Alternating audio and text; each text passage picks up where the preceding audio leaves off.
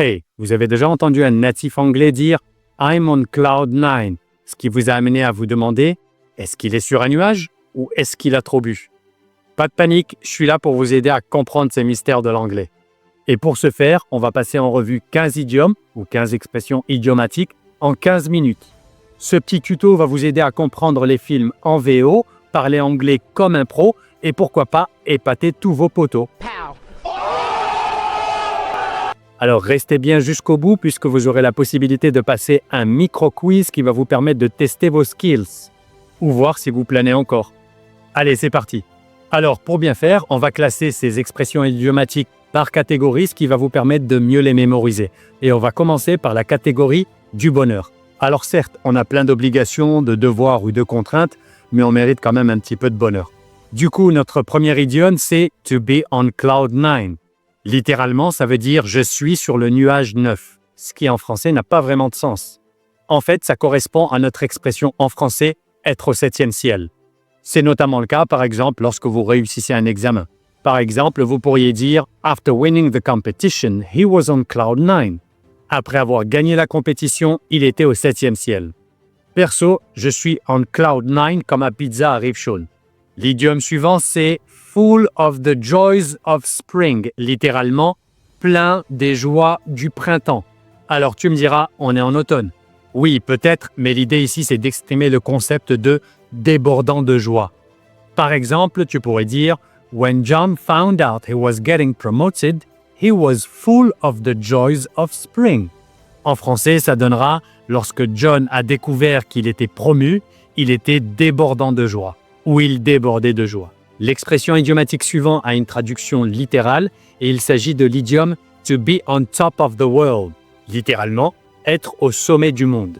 Donc là, je ne sais pas c'est quoi le plus puissant, être sur un nuage ou être au sommet du monde. Mon cœur balance. Par exemple, tu pourras dire « After finishing my marathon, I felt on top of the world ». Après avoir fini mon marathon, je me suis senti au sommet du monde. Moi, c'est quand je mange du chocolat au petit-déj sans culpabiliser que je me sens on top of the world. Du coup, si vous deviez choisir un de ces 3 idiomes pour exprimer votre bonheur, lequel vous choisiriez? To be on cloud nine, to be full of the joys of spring, ou to be on top of the world? Dites-moi ça en commentaire, je suis curieux de savoir ça. Mais attendez, si un truc nul devenait soudainement génial, en anglais on appelle ça a blessing in disguise. Disguise en un mot. Et oui, parfois les galères cachent des pépites. Mais avant d'y arriver, on va passer à la partie des idiomes sur les défis. Alors restez bien avec moi et likez si vous kiffez déjà. Allez, passons aux défis, puisque la vie c'est pas simplement pizza et chill. Le premier idiome dans cette catégorie c'est « to bite off more than you can chew ». Ça correspond à notre expression en français « avoir les yeux plus gros que le ventre ». Dans cette expression, il y a le sens de « en faire trop ». Un peu comme moi hier soir avec un gâteau un petit peu trop gros. Oups! Pour illustrer cet idiome, vous pourriez dire « John took on 3 projects at work and now he's overwhelmed. He bit off more than he could chew ». En français, ça donnera « John a pris 3 projets au travail et maintenant il est débordé. Il en a trop fait. Il a eu les yeux plus gros que le ventre ». L'expression suivante est super intéressante puisqu'elle exprime le fait d'avoir énormément de choses à faire en un laps de temps très restreint. Cette expression en anglais, c'est « crunch time », littéralement l'heure ou le temps de croquer. Mais attention, ça n'a rien à voir avec vos papilles gustatives. En français, on traduira par « le moment critique ». Par exemple, vous pourriez dire « It's crunch time at work, we have to finish the report by tomorrow ». C'est le moment critique, c'est le moment décisif au travail. Nous devons terminer le rapport d'ici demain. Dans le même esprit, vous pourriez dire « With only 2 days left before the deadline, it's crunch time for the team ». En français, ça donnera « Avec seulement 2 jours restants avant la fin du délai, c'est le moment décisif pour l'équipe, c'est le moment critique pour l'équipe ». On passe à l'expression suivante et c'est « hang in there ». C'est ce que je me dis systématiquement en montant mes escaliers avec mes courses. Cette expression est super simple et ça veut tout simplement dire « tiens bon, tiens le coup ». Par exemple, vous pourriez dire « I know studying is tough, but hang in there, you're almost done ». Je sais qu'étudier c'est difficile, mais tiens bon, tu as bientôt terminé. Ou alors, vous pourriez vous dire le jeudi à vous-même ou à vos amis Hang in there, the weekend is almost here. Tiens bon, c'est bientôt le week-end. Allez, une petite question de contrôle. Je vous laisse quelques secondes pour répondre. J'espère que vous êtes prêts. Voici la question. Il s'agit simplement de compléter la phrase avec la bonne expression idiomatique. Ready? Let's go. I have 3 exams next week. It's... A few moments later. And the answer is crunch time. Good job. Way to go. Et si je vous disais que vous pouvez révéler un secret sans faire exprès? On arrive donc à la 3e partie. Il s'agit de la section sur les secrets et la communication. Alors, pourquoi les secrets? Eh bien, les êtres humains, ils aiment bien avoir un peu de drama dans leur life. Et du coup, le premier idiome dans cette catégorie, c'est « to let the cat out of the bag ». Littéralement, laisser sortir le chat du sac. Donc, il y a des gens qui mettent le chat dans un sac. Qui fait ça? Bon, en tout cas, en anglais, la bonne traduction de cette expression, c'est « vendre la mèche ». Cracher le morceau. Donc c'est quand vous révélez un secret, volontairement ou involontairement d'ailleurs. Par exemple, vous pourriez dire « He accidentally let the cat out of the bag about the surprise party ». En français, il a vendu la mèche concernant la fête surprise. Et là encore, mais qui fait ça? Qui fait ça? Not me. Notre idiome suivant, vous l'avez probablement entendu, il s'agit de « to beat around the bush ». Littéralement, battre autour du buisson. Ça n'a pas de sens. Alors non, littéralement, ça n'a pas de sens. Mais ça correspond à notre expression en français, tourner autour du pot. Par exemple, dans ce monde rempli de menteurs, lorsque quelqu'un essaye de te mentir, tu pourrais lui dire « Stop beating around the bush and tell me the truth ». Arrête de tourner autour du pot et dis-moi la vérité. Lorsque vous êtes en train de parler de quelqu'un et que, comme par hasard, cette personne est en train de passer, en français, on dit « quand on parle du loup ». Cette expression existe en anglais, mais la traduction n'est pas littérale. On dira en anglais « speak of the devil », en parlant du diable. Ils sont chelous les Anglais. Par exemple, vous pourriez dire « We were talking about Daniel and speak of the devil, here he is ». Nous étions en train de parler de Daniel et en parlant du loup, le voilà. Allez, petite question de contrôle. Il s'agit de compléter la phrase avec la bonne expression. Tu mets ta réponse en commentaire.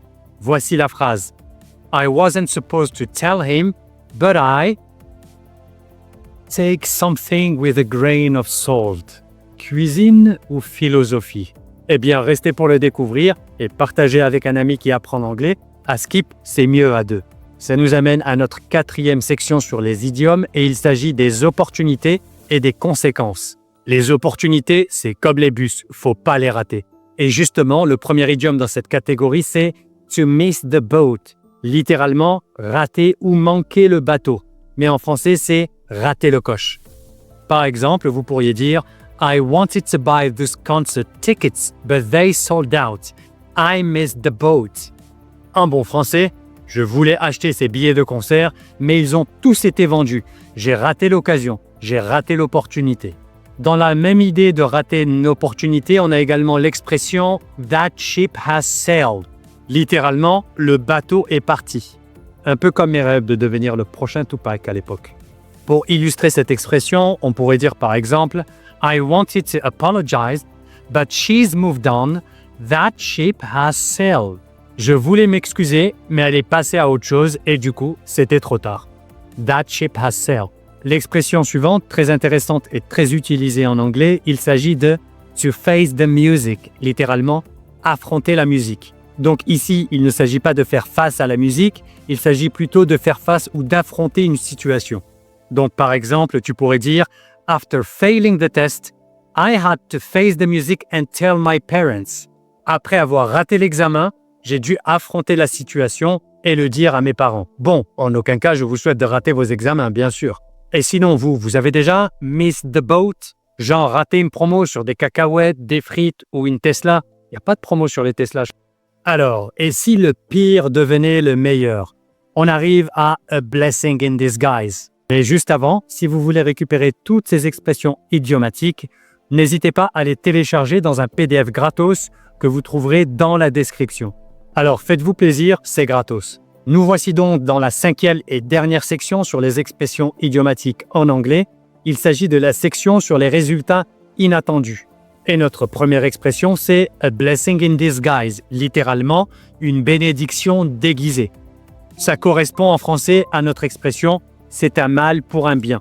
Vous savez, ce sont les situations où quelque chose de mal se produit, mais avec un petit peu de patience, on se rend compte qu'il y avait du bien dans ce mal. Par exemple, vous pourriez dire « Losing my job was a blessing in disguise. It pushed me to start my own business. » Perdre mon emploi était une bénédiction déguisée. C'était un mal pour un bien. Ça m'a poussé à ouvrir ma propre boîte. L'idiome suivant, c'est « to take something with a grain of salt », littéralement « prendre quelque chose avec un grain de sel ». Et en français, ça n'a pas du tout de sens. En fait, ça correspond à l'expression « prendre quelque chose avec des pincettes ». Par exemple, tu pourrais donner un conseil à un ami et lui dire « Take his promises with a grain of salt, he doesn't always follow through ». Prends ses promesses avec des pincettes car il ne les tient pas toujours. Dans les idiomes sur les situations inattendues, on a l'expression « to kick the bucket », littéralement « donner un coup de pied au seau ». Et là, en français, ça ne veut rien dire, à part si tu es énervé que tu veux mettre un coup de pied dans un seau. En français, on traduira par « casser sa pipe ». C'est lorsque quelqu'un décède ou lorsqu'un objet ne fonctionne plus. Il a rendu l'âme. Par exemple, tu pourrais dire « My laptop kicked the bucket, so I got a shiny new one ». Mon PC portable a rendu l'âme, donc j'en ai pris un tout neuf. Un autre exemple pour bien comprendre, vous pourriez dire « He said he'd kick the bucket before he retired ». Il disait qu'il allait mourir avant de prendre la retraite. Finalement, il est encore parmi nous. Allez, comme promis, c'est l'heure du quiz. Je vais vous poser 3 questions simples et tout simplement, vous devez trouver les bonnes réponses. Première question. Quel idiome pour dire « rater une opportunité » ? Deuxième question. Si je révèle un secret, j'ai... Et troisième et dernière question. Lorsque vous êtes sous pression, c'est... Wait, what do you mean? Alors, vous avez tout bon ? Vous êtes des pros. Ça vous fait 15 idiomes dans la poche. Si ce n'est pas le cas, checkez les réponses dans les commentaires et mettez-moi votre résultat. Au passage, si ça vous intéresse de débloquer votre niveau d'anglais, vous trouverez dans la description un lien vers une formation complète qui va vous permettre d'apprendre l'anglais tout seul ou toute seule, comme un grand ou comme une grande, et surtout à votre rythme. Donc pour faire simple, c'est une formation en toute autonomie qui va vous permettre de faire des exercices écrits et oraux. Vous aurez la possibilité de faire des tests de contrôle de compétences à la fin de chaque leçon. Et vous allez bénéficier d'un tas d'astuces qui va vous permettre de progresser au jour le jour. Tout ça est bien évidemment accessible sur PC, téléphone et tablette. Alors n'hésitez pas à jeter un petit coup d'œil, croyez-moi, ça vaut le détour. Dans la prochaine vidéo, encore plus de fun. Pensez à vous abonner, à activer la cloche et à me mettre votre idiome préféré dans les commentaires. Merci pour votre attention et d'ici là, ne kickez pas le bucket. Talk to you soon.